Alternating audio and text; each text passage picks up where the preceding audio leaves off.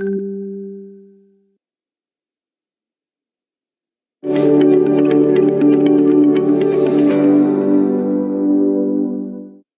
प्यारे देशवासियों, नमस्कार। मन की बात की शुरुआत में आज मैं आप सबके साथ एक खुशखबरी साझा करना चाहता हूं।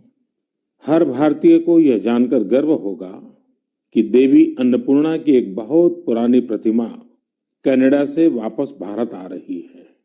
यह प्रतिमा लगभग 100 साल पहले 1913 के करीब वाराणसी के एक मंदिर से चुराकर देश से बाहर भेज दी गई थी। मैं कनाडा की सरकार और इस पुण्य कार्य को संभव बनाने वाले सभी लोगों का इस सहृदयता के लिए आभार प्रकट करता हूं। माता अन्नपूर्णा का काशी से बहुत ही विशेष संबंध है। अब उनकी प्रतिमा का वापस आना हम सभी के लिए सुखद है। माता अन्नपूर्णा की प्रतिमा की तरह ही हमारी विरासत की अनेक अनमोल धरोहरें अंतर्राष्ट्रीय गिरोहों का शिकार होती रही है। ये गिरोह अंतर्राष्ट्रीय बाजार में इन्हें बहुत ऊंची कीमत पर बेचते हैं। अब इन पर सख्ती तो लगाई ही जा रही है। इनकी वापसी के लिए भारत ने अपने प्रयास भी बढ़ाए हैं। ऐसी कोशिशों की वजह से बीते कुछ वर्षों में भारत कई प्रतिमाओं और कलाकृतियों को वापस लाने में सफल रहा है। माता अन्नपूर्णा की प्रतिमा की वापसी के साथ एक संयोग ये भी जुड़ा है कि कुछ दिन पूर्व ही वर्ल्ड हेरिटेज वीक मनाया गया है। वर्ल्ड हेरिटेज वीक संस्कृत प्रेमियों के लिए पुराने समय में वापस जाने, उनके इतिहास के अहम पड़ावों को पता लगाने का एक शानदार अवसर प्रदान करता है। कोरोना कालखंड के बावजूद भी इस बार हमने इनोवेटिव तरीके से लोगों को ये हेरिटेज वीक मनाते देखा।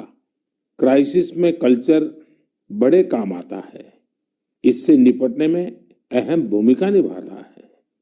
टेक्नोलॉजी के माध्यम से भी कल्चर एक इमोशनल रिचार्ज की तरह काम करता है। आज देश में कई म्यूजियम्स और लाइब्रेरीज अपने कलेक्शन को पूरी तरह से डिजिटल बनाने पर काम कर रहे हैं। दिल्ली में हमारे राष्ट्रीय संग्रहालय ने इस संबंध में कुछ सराहनीय प्रयास किए हैं।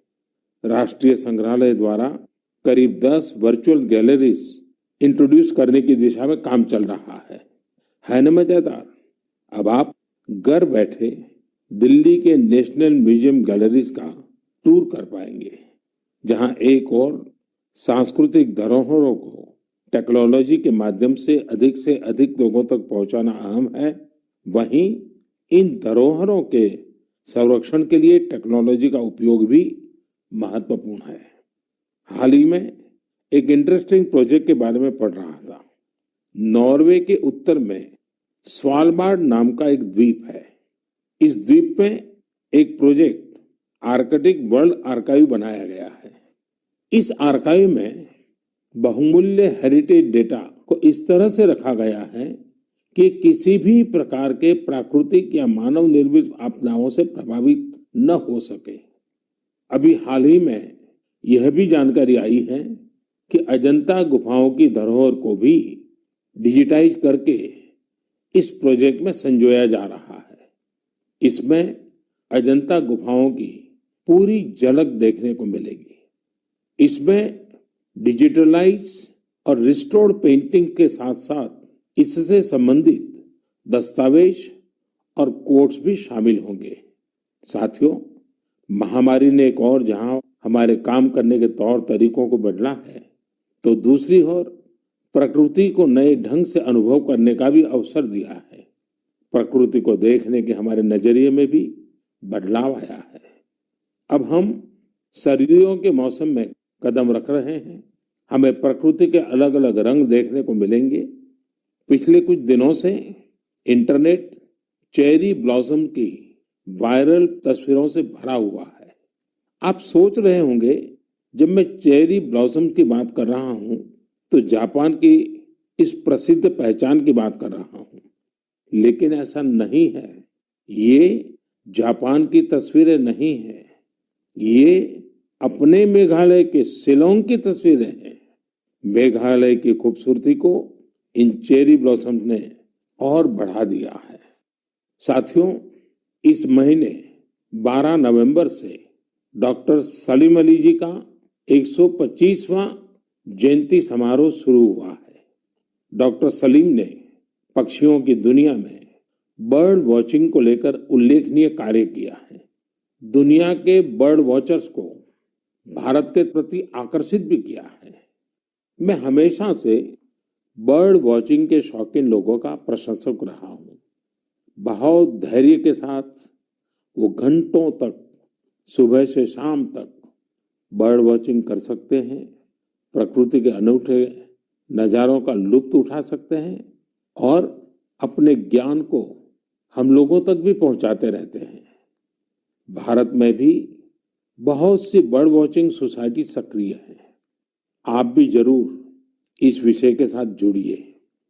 मेरी भागदौड़ की जिंदगी में मुझे भी पिछले दिनों केवड़िया में पक्षियों के साथ समय बिताने का बहुत ही यादगार अवसर मिला। पक्षियों के साथ बिताया हुआ समय आपको प्रकृति से भी जोड़ेगा और पर्यावरण के लिए भी प्रेरणा देगा। मेरे प्यारे देशवासियों, भारत की संस्कृति और शास्त्र हमेशा से ही पूरी दुनिया के लिए आकर्षण के केंद्र रहे हैं। कई लोग तो इनकी खोज में भारत आए और हमेशा के लिए यहीं के होकर रह गए, तो कई लोग वापस अपने देश जाकर इस संस्कृति के संवाहक बन गए। मुझे जॉनस मसेटी के काम के बारे में जानने का मौका मिला, जिन्हें विश्वनाथ के नाम से भी जाना जाता है। जोनस ब्राजील में लोगों को वेदांत और गीता सिखाते हैं। वे विश्व विद्या नाम की एक संस्था चलाते हैं, जो रियो डी जेनेरो से घंटे भर की दूरी पर पेट्रोपोलिस के पहाड़ों में स्थित है। जोनस ने मैकेनिकल इंजीनियरिंग की पढ़ाई करने के बाद स्टॉक मार्केट में अपनी कंपनी में काम किया। बाद में उनका रुझान भारतीय संस्कृति और खासकर वेदांत की तरफ हो गया। स्टॉक से लेकर के स्पिरिचुअलिटी तक वास्तव में उनकी एक लंबी यात्रा है। जोनस ने भारत में वेदांत दर्शन का अध्ययन किया और 4 साल तक वे कोयम्बतूर के आर्ष विद्या गुरुकुलम में रहे। जोनस में एक और खासियत है, वह अपने मैसेज को आगे पहुंचाने के लिए टेक्नोलॉजी का प्रयोग कर रहे हैं। वह नियमित रूप से ऑनलाइन प्रोग्राम्स करते हैं। वे प्रतिदिन पॉडकास्ट करते हैं। पिछले 7 वर्षों में जोनस ने वेदांत पर अपने फ्री ओपन कोर्सेज के माध्यम से 1.5 लाख से अधिक स्टूडेंट्स को पढ़ाया है। जोनस न केवल एक बड़ा काम कर रहे हैं, बल्कि उसे एक ऐसी भाषा में कर रहे हैं जिसे समझने वालों की संख्या भी बहुत अधिक है। लोगों में इसको लेकर काफी रुचि है कि कोरोना और क्वारंटाइन के इस समय में वेदांत कैसे मदद कर सकता है। मन की बात के माध्यम से मैं जोनस को उनके प्रयासों के लिए बधाई देता हूं और उनके भविष्य के प्रयासों के लिए शुभकामनाएं देता हूं। साथियों, इसी तरह अभी एक खबर पर आपका ध्यान जरूर गया होगा। न्यूजीलैंड में वहां के नवनिर्वाचित एमपी डॉक्टर गौरव शर्मा ने विश्व की प्राचीन भाषाओं में से एक संस्कृत भाषा में शपथ ली है। एक भारतीय के तौर पर भारतीय संस्कृति का ये प्रसार हम सबको गर्व से भर देता है। मन की बात के माध्यम से मैं गौरव शर्मा जी को शुभकामनाएं देता हूं। हम सभी की कामना है कि वो न्यूजीलैंड के लोगों की सेवा में नई उपलब्धियां प्राप्त करें। मेरे प्यारे देशवासियों, कल 30 नवंबर को हम श्री गुरु नानक देव जी का 551वां प्रकाश पर्व मनाएंगे। पूरी दुनिया में गुरु नानक देव जी का प्रभाव स्पष्ट रूप से दिखाई देता है। वैंकूवर से वेलिंगटन तक, सिंगापुर से साउथ अफ्रीका तक उनके संदेश हर तरफ सुनाई देते हैं। गुरु ग्रंथ साहिब में कहा गया है, सेवक को सेवा बन आई, यानी सेवक का काम सेवा करना है। बीते कुछ वर्षों में कई अहम पड़ाव आए और एक सेवक के तौर पर हमें बहुत कुछ करने का अवसर मिला। गुरु साहिब ने हमसे सेवा ली। गुरु नानक देव जी का ही 550वां प्रकाश पर्व, श्री गुरु गोविंद सिंह जी का 350वां प्रकाश पर्व, अगले वर्ष श्री गुरु तेग बहादुर जी का 400वां प्रकाश पर्व भी है। मुझे महसूस होता है कि गुरु साहब की मुझ पर विशेष कृपा रही, जो उन्होंने मुझे हमेशा अपने कार्यों में बहुत करीब से जोड़ा है। साथियों, क्या आप जानते हैं कि कच्छ में एक गुरुद्वारा है, लखपत गुरुद्वारा साहब। श्री गुरु नानक जी अपनी उदासी के दौरान लखपत गुरुद्वारा साहिब में रुके थे। 2001 के भूकंप से इस गुरुद्वारे को भी नुकसान पहुंचा था। यह गुरु साहिब की कृपा ही थी कि मैं इसका जीर्णोद्धार सुनिश्चित कर पाया। न केवल गुरुद्वारा की मरम्मत की गई, बल्कि उसके गौरव और भव्यता को भी फिर से स्थापित किया गया। हम सबको गुरु साहब का भरपूर आशीर्वाद भी मिला। लखपत गुरुद्वारा के संरक्षण के प्रयासों को 2004 में UNESCO Asia Pacific heritage award में अवार्ड ऑफ डिस्टिंक्शन दिया गया। अवार्ड देने वाली जूरी ने यह पाया कि मरम्मत के दौरान शिल्प से जुड़ी बारीकियों का विशेष ध्यान रखा गया। जूरी ने यह भी नोट किया कि गुरुद्वारा के पुनर्निर्माण कार्य में सिख समुदाय की न केवल सक्रिय भागीदार रही, बल्कि उनके ही मार्गदर्शन में यह काम हुआ। लखपत गुरुद्वारा जाने का सौभाग्य मुझे तब भी मिला था जब मैं मुख्यमंत्री भी नहीं था। मुझे वहां जाकर असीम ऊर्जा मिलती थी। इस गुरुद्वारे में जाकर हर कोई खुद को धन्य महसूस करता है। मैं इस बात के लिए बहुत कृतज्ञ हूं कि गुरु साहब ने मुझसे निरंतर सेवा ली है। पिछले वर्ष नवंबर में ही करतारपुर साहिब कॉरिडोर का खुलना बहुत ही ऐतिहासिक रहा। इस बात को मैं जीवन भर अपने हृदय में संजोकर रखूंगा। ये हम सभी का सौभाग्य है कि हमें श्री दरबार साहिब की सेवा करने का एक और अवसर मिला। विदेश में रहने वाले हमारे सिख भाई बहनों के लिए अब दरबार साहिब की सेवा के लिए राशि भेजना और आसान हो गया है। इस कदम से विश्व भर की संगत दरबार साहिब के और करीब आ गई है। साथियों, ये गुरु नानक देव जी ही थे जिन्होंने लंगर की परंपरा शुरू की थी, और आज हमने देखा कि दुनिया भर में सिख समुदाय ने किस प्रकार कोरोना के इस समय में लोगों को खाना खिलाने की अपनी परंपरा को जारी रखा है। मानवता की सेवा की परंपरा हम सभी के लिए निरंतर प्रेरणा का काम करती है। मेरी कामना है हम सभी सेवक की तरह काम करते रहें। गुरु साहिब मुझसे और देशवासियों से इसी प्रकार सेवा लेते रहें। एक बार फिर गुरु नानक जयंती पर मेरी बहुत बहुत शुभकामनाएं। मेरे प्यारे देशवासियों, पिछले दिनों मुझे देश भर की कई यूनिवर्सिटीज के स्टूडेंट के साथ संवाद का, उनकी एजुकेशन जर्नी के महत्वपूर्ण इवेंट्स में शामिल होने का अवसर प्राप्त हुआ है। टेक्नोलॉजी के जरिए मैं आईआईटी गुवाहाटी, आईआईटी दिल्ली, गांधीनगर की दीनदयाल पेट्रोलियम यूनिवर्सिटी, दिल्ली की जेएनयू, मैसूर यूनिवर्सिटी और लखनऊ यूनिवर्सिटी के विद्यार्थियों से कनेक्ट हो पाया। देश के युवाओं के बीच होना बेहद तरोताजा करने वाला और ऊर्जा से भरने वाला होता है। विश्वविद्यालय के परिसर तो एक तरह से मिनी इंडिया की तरह होते हैं। एक तरह जहां इन कैंपस में भारत की विविधता के दर्शन होते हैं, वहीं दूसरी तरफ वहां न्यू इंडिया के लिए बड़े बड़े बदलाव का पैशन भी दिखाई देता है। कोरोना से पहले के दिनों में जब मैं रूबरू किसी इंस्टीट्यूशन के इवेंट में जाता था, तो ये आग्रह भी करता था कि आसपास के स्कूलों से गरीब बच्चों को भी उस समारोह में आमंत्रित किया जाए। वो बच्चे उस समारोह में मेरे स्पेशल गेस्ट बनकर आते रहे हैं।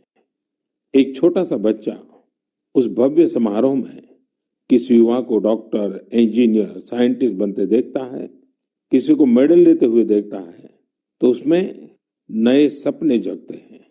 मैं भी कर सकता हूँ, यह आत्मविश्वास जगता है, संकल्प के लिए प्रेरणा मिलती है। साथियों, इसके अलावा एक और बात जानने में मेरी हमेशा रुचि रहती है कि उस इंस्टीट्यूशन के अलुमनाई कौन है, उस संस्थान के अपने अलुमनाई से रेगुलर एंगेजमेंट की व्यवस्था है क्या, उनका अलुमनाई नेटवर्क कितना जीवंत है। मेरे युवा दोस्तों, आप तब तक ही किसी संस्थान के विद्यार्थी होते हैं जब तक आप वहां पढ़ाई करते हैं, लेकिन वहां के एलुमनाई आप जीवन भर रहते हैं। स्कूल कॉलेज से निकलने के बाद दो चीजें कभी खत्म नहीं होती हैं। एक, आपकी शिक्षा का प्रभाव, और दूसरा, आपका अपने स्कूल कॉलेज से लगाव। जब कभी एलुमनाई आपस में बात करते हैं तो स्कूल कॉलेज की उनकी यादों में किताबों और पढ़ाई से ज्यादा कैंपस में बिताया गया समय और दोस्तों के साथ गुजारे गए लम्हे होते हैं। और इन्हीं यादों में से जन्म लेता है एक भाव इंस्टीट्यूशन के लिए कुछ करने का। जहां आपके व्यक्तित्व का विकास हुआ है, वहां के विकास के लिए आप कुछ करें, इससे बड़ी खुशी और क्या हो सकती है। मैंने कुछ ऐसे प्रयासों के बारे में पढ़ा है जहां पूर्व विद्यार्थियों ने अपने पुराने संस्थानों को बढ़ चढ़ करके दिया है। आजकल अलुमनाई इसको लेकर बहुत सक्रिय है। आईआईटियंस ने अपने संस्थानों को conference centres, management centres, incubation centres जैसी कई अलग अलग व्यवस्थाएं खुद बनाकर दी हैं। ये सारे प्रयास वर्तमान विद्यार्थियों के लर्निंग एक्सपीरियंस को इम्प्रूव करते हैं। आईआईटी दिल्ली ने एक एंडाउमेंट फंड की शुरुआत की है, जो कि एक शानदार आइडिया है।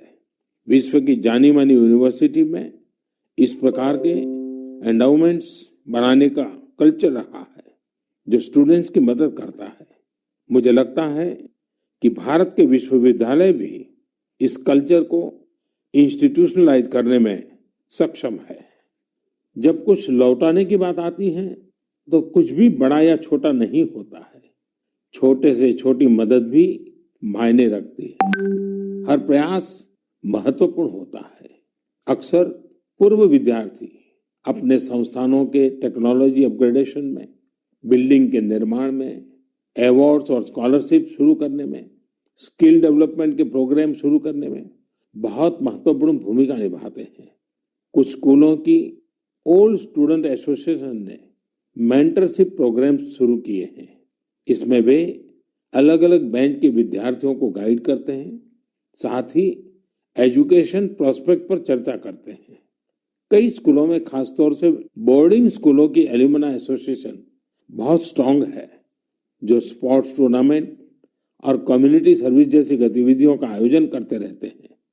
मैं पूर्व विद्यार्थियों से आग्रह करना चाहूंगा कि उन्होंने जिन संस्था में पढ़ाई की है, वहां से अपनी बॉन्डिंग को और अधिक मजबूत करते रहें।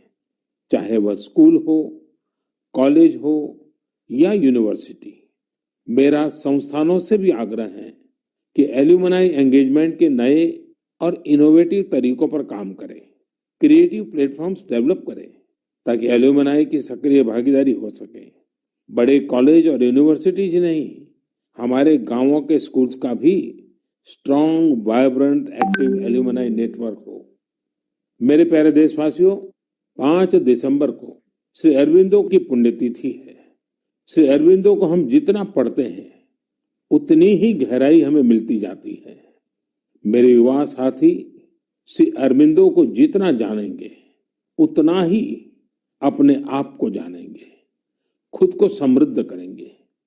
जीवन की जिस भाव अवस्था में आप हैं, जिन संकल्पों को सिद्ध करने के लिए आप प्रयासरत हैं, उनके बीच आप हमेशा से ही श्री अरबिंदो को एक नई प्रेरणा देते पाएंगे, एक नया रास्ता दिखाते हुए पाएंगे।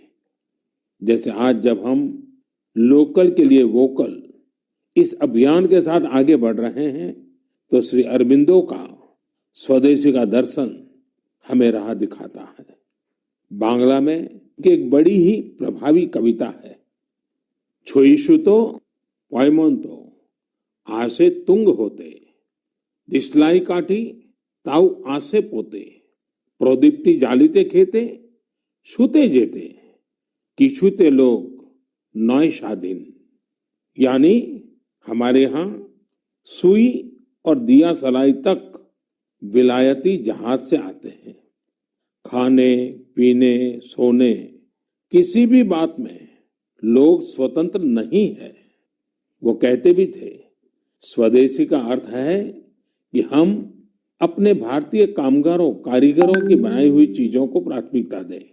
ऐसा भी नहीं कि श्री अरबिंदो ने विदेशों से कुछ सीखने का भी कभी विरोध किया हो। जहां जो नया है वहां से हम सीखें। जो हमारे देश में अच्छा हो सकता है उसका हम सहयोग और प्रोत्साहन करें। यही तो आत्मनिर्भर भारत अभियान में वोकल फॉर लोकल मंत्र की भी भावना है। खासकर स्वदेशी अपनाने को लेकर उन्होंने जो कुछ कहा वो आज हर देशवासी को पढ़ना चाहिए। साथियों, इसी तरह शिक्षा को लेकर भी श्री अरबिंदो के विचार बहुत स्पष्ट थे। वो शिक्षा को केवल किताबी ज्ञान, डिग्री और नौकरी तक की सीमित नहीं मानते थे। श्री अरबिंदो कहते थे, हमारी राष्ट्रीय शिक्षा हमारी युवा पीढ़ी के दिल और दिमाग की ट्रेनिंग होनी चाहिए। यानी मस्तिष्क का वैज्ञानिक विकास हो और दिल में भारतीय भावनाएं भी हो। तभी एक युवा देश का और बेहतर नागरिक बन पाता है। श्री अरबिंदो ने राष्ट्रीय शिक्षा को लेकर जो बात तब कही थी, जो अपेक्षा की थी, आज देश उसे नई राष्ट्रीय शिक्षा नीति के जरिए पूरा कर रहा है। मेरे प्यारे देशवासियों, भारत में खेती और उससे जुड़ी चीजों के साथ नए आयाम जुड़ रहे हैं। बीते दिनों हुए कृषि सुधारों ने किसानों के लिए नई संभावनाओं के द्वार भी खोले हैं। बरसों से किसानों की जो मांग थी, जिन मांगों को पूरा करने के लिए किसी न किसी समय में हर राजनीतिक दल ने उनसे वायदा किया था, वो मांगे पूरी हुई है। काफी विचार विमर्श के बाद भारत की संसद ने कृषि सुधारों को कानूनी स्वरूप दिया। इन सुधारों से न सिर्फ किसानों के अनेक बंधन समाप्त हुए हैं, बल्कि उन्हें नए अधिकार भी मिले हैं, नए अवसर भी मिले हैं। इन अधिकारों ने बहुत ही कम समय में किसानों की परेशानियों को कम करना शुरू कर दिया है। महाराष्ट्र के धुले जिले के किसान जितेंद्र भोईजी ने नए कृषि कानूनों का इस्तेमाल कैसे किया, ये आपको भी जानना चाहिए। जितेंद्र भोईजी ने मक्के की खेती की थी और सही दामों के लिए उसे व्यापारियों को बेचना तय किया। फसल की कुल कीमत तय हुई करीब 3,32,000 रुपये। जितेंद्र भोई को 25,000 रुपये एडवांस भी मिल गए थे। तय ये हुआ था कि बाकी का पैसा उन्हें 15 दिन में चुका दिया जाएगा। लेकिन बाद में परिस्थितियां ऐसी बनी कि उन्हें बाकी का पेमेंट नहीं मिला। किसान से फसल खरीद लो, महीनों महीनों पेमेंट न करो। संभवतः मक्का खरीदने वाले बरसों से चली आ रही उसी परंपरा को निभा रहे थे। इसी तरह 4 महीने तक जितेंद्र जी का पेमेंट नहीं हुआ। इस स्थिति में उनकी मदद की सितंबर में जो पास हुए हैं, जो नए कृषि कानून बने हैं, वो उनके काम आए। इस कानून में ये तय किया गया है कि फसल खरीदने के 3 दिन में ही किसान को पूरा पेमेंट करना पड़ता है और अगर पेमेंट नहीं होता है तो किसान शिकायत दर्ज कर सकता है। बहुत बड़ी बात है, इस कानून में ये प्रावधान किया गया है कि क्षेत्र के एसडीएम को 1 महीने के भीतर ही किसान की शिकायत का निपटारा करना होगा। अब जब ऐसे कानून की ताकत हमारे किसान भाई के पास थी तो उनकी समस्या का समाधान तो होना ही था। उन्होंने शिकायत की और चंद ही दिन में उनका बकाया चुका दिया गया। यानी कि कानून की सही और पूरी जानकारी ही जितेंद्र जी की ताकत बनी। क्षेत्र कोई भी हो, हर तरह के भ्रम और अफवाहों से दूर सही जानकारी हर व्यक्ति के लिए बहुत बड़ा संबल होती है। किसानों में जागरूकता बढ़ाने का ऐसा ही एक काम कर रहे हैं राजस्थान के 12 जिले में रहने वाले मोहम्मद असलम जी। ये किसान उत्पादक संघ के सीईओ भी हैं। जी हाँ, आपने सही सुना, किसान उत्पादक संघ के सीईओ। उम्मीद है बड़ी बड़ी कंपनियों के सीईओ को ये सुनकर अच्छा लगेगा कि अब देश के दूर दराज वाले इलाकों में काम कर रहे किसान संगठनों में भी सीईओ होने लगे हैं। तो साथियों, मोहम्मद असलम जी ने अपने क्षेत्र के अनेकों किसानों को मिलाकर एक व्हाट्सएप ग्रुप बना लिया है। इस ग्रुप पर वो हर रोज आसपास की मंडियों में क्या भाव चल रहा है इसकी जानकारी किसानों को देते हैं। खुद उनका एफपीओ भी किसानों से फसल खरीदता है, इसलिए उनके इस प्रयास से किसानों को निर्णय लेने में मदद मिलती है। साथियों, जागरूकता है तो जीवंतता है। अपनी जागरूकता से हजारों लोगों का जीवन प्रभावित करने वाले एक कृषि उद्यमी श्री वीरेंद्र यादव जी हैं। वीरेंद्र यादव जी कभी ऑस्ट्रेलिया में रहा करते थे। 2 साल पहले ही वो भारत आए और अब हरियाणा के कैथल में रहते हैं। दूसरे लोगों की तरह ही खेती में पराली उनके सामने भी एक बड़ी समस्या थी। इसके सॉल्यूशन के लिए बहुत व्यापक स्तर पर काम हो रहा है। लेकिन आज मन की बात में मैं वीरेंद्र जी को विशेष तौर पर जिक्र इसलिए कर रहा हूं क्योंकि उनके प्रयास अलग है, एक नई दिशा दिखाते हैं। पराली का समाधान करने के लिए वीरेंद्र जी ने पुआल की गांठ बनाने वाली स्ट्रॉ बेलर मशीन खरीदी। इसके लिए उन्हें कृषि विभाग से आर्थिक मदद भी मिली। इस मशीन से उन्होंने पराली के गट्ठे बनाना शुरू कर दिया। गट्ठे बनाने के बाद उन्होंने पराली को एग्रो एनर्जी प्लांट और पेपर मिल को बेच दिया। आप जानकर हैरान रह जाएंगे कि वीरेंद्र जी ने पराली से सिर्फ 2 साल में 1.5 करोड़ रुपए से ज्यादा का व्यापार किया है और उसमें भी लगभग 50 लाख रुपए मुनाफा कमाया है। इसका फायदा उन किसानों को भी हो रहा है जिनके खेतों से वीरेंद्र जी पराली उठाते हैं।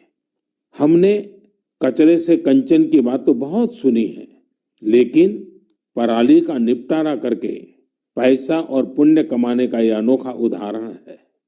मेरा नौजवानों, विशेषकर कृषि की पढ़ाई कर रहे लाखों विद्यार्थियों से आग्रह है कि वो अपने आसपास के गांवों में जाकर किसानों को आधुनिक कृषि के बारे में, हाल में हुए कृषि सुधारों के बारे में जागरूक करें। ऐसा करके आप देश में हो रहे बड़े बदलाव के सहभागी बनेंगे। मेरे प्यारे देशवासियों, मन की बात में हम अलग अलग भांति भांति का अनेक विषयों पर बात करते हैं, लेकिन एक ऐसी बात को भी 1 साल हो रहा है जिसको हम कभी खुशी से याद नहीं करना चाहेंगे। करीब करीब 1 साल हो रहे हैं जब दुनिया को कोरोना के पहले केस के बारे में पता चला था। तब से लेकर अब तक पूरे विश्व ने अनेक उतार चढ़ाव देखे हैं। लॉकडाउन के दौर से बाहर निकलकर अब वैक्सीन पर चर्चा होने लगी है, लेकिन कोरोना को लेकर किसी भी तरह की लापरवाही अब भी बहुत घातक है। हमें कोरोना के खिलाफ अपनी लड़ाई को मजबूती से जारी रखना है। साथियों, कुछ दिनों बाद ही 6 दिसंबर को बाबा साहब आम्बेडकर की पुण्यतिथि भी है। ये दिन बाबा साहब को श्रद्धांजलि देने के साथ ही देश के प्रति अपने संकल्पों, संविधान ने एक नागरिक के तौर पर अपने कर्तव्यों को निभाने की जो सीख हमें दी है, उसे दोहराने का है। देश के बड़े हिस्से में सर्दी का मौसम भी जोर पकड़ रहा है। अनेक जगहों पर बर्फबारी हो रही है। इस मौसम में हमें परिवार के बच्चों और बुजुर्गों का, बीमार लोगों का विशेष ध्यान रखना है। खुद भी सावधानी बरतनी है। मुझे खुशी होती है जब मैं ये देखता हूं कि लोग अपने आसपास के जरूरतमंदों की भी चिंता करते हैं, गर्म कपड़े देकर उनकी मदद करते हैं। बेसहारा जानवरों के लिए भी सर्दियां बहुत मुश्किल लेकर आती हैं, उनकी मदद के लिए भी बहुत लोग आगे आते हैं। हमारी युवा पीढ़ी इस तरह के कार्यों में बहुत बढ़ चढ़कर सक्रिय होती है। साथियों, अगली बार जब हम मन की बात में मिलेंगे तो 2020 का ये वर्ष समाप्ति की ओर होगा। नई उम्मीदें, नए विश्वास के साथ हम आगे बढ़ेंगे। आप जो भी सुझाव हो, आइडियाज हो, उन्हें मुझ तक जरूर साझा करते रहिए। आप सभी को बहुत बहुत शुभकामनाएं। आप सब स्वस्थ रहें, देश के लिए सक्रिय रहें। बहुत बहुत धन्यवाद।